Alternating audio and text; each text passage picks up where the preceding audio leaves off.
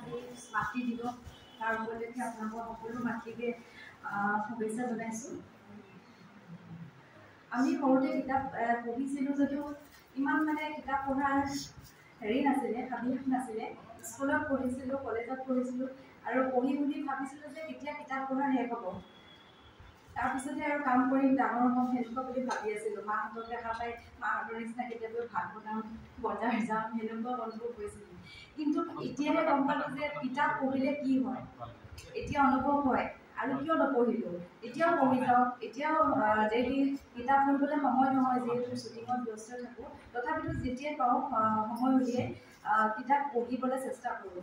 কাৰণ কিতাপে আমাৰ নলেজ বহুত বঢ়ায় আৰু বহুত কিছুমান অসমীয়া শব্দবিলাক আমি নাজানো, যিবিলাক শব্দ আমি সদায় দৈনন্দিন জীৱনত আমি ব্যৱহাৰ কৰোঁ, সেইবিলাক আমি বেছিভাগ ইংলিছতে কোৱা যায়, সৰু সৰু শব্দবিলাক।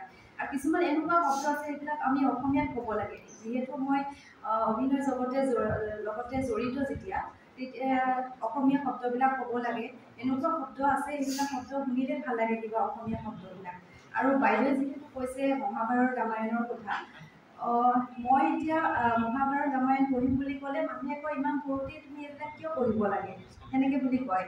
গীতাখন মই পঢ়িছোঁ যদিও আধা পঢ়া হৈ আছে, আধা পঢ়িম বুলি ৰাখি থৈ দিছোঁ মই চিনটো দি কাৰণ গীতাখন পঢ়িলে গোটেই মনত এটা পাঠ পঢ়াৰ পিছত আন এটা পাঠ পঢ়িবলৈ মন যায়। গীতাখন ইমান অৰ্জুন আৰু কৃষ্ণৰ কাহিনীখিনি পঢ়িলে এৰিব মন নাযায়। সেইকাৰণে মই এটা চেপ্টাৰ পঢ়ি আধাখিনি পঢ়ি ৰাখি থৈছোঁ আৰু বেছি সময় পালে মইখিনি পঢ়ি শেষ কৰি তাৰপিছত মহাভাৰতখন পঢ়িম বুলি ষ্টাৰ্ট কৰিম বুলি ভাবি থৈছোঁ।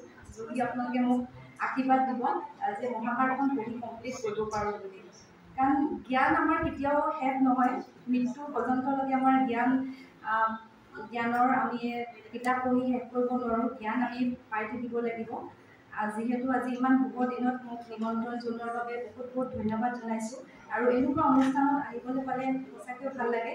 আৰু আজি উপস্থিত থকা ইমান সুন্দৰ, ইমান দূৰৰ পৰা আহিছে বুলি কৈছে বাইদেৱে, যিহেতু আপোনালোকক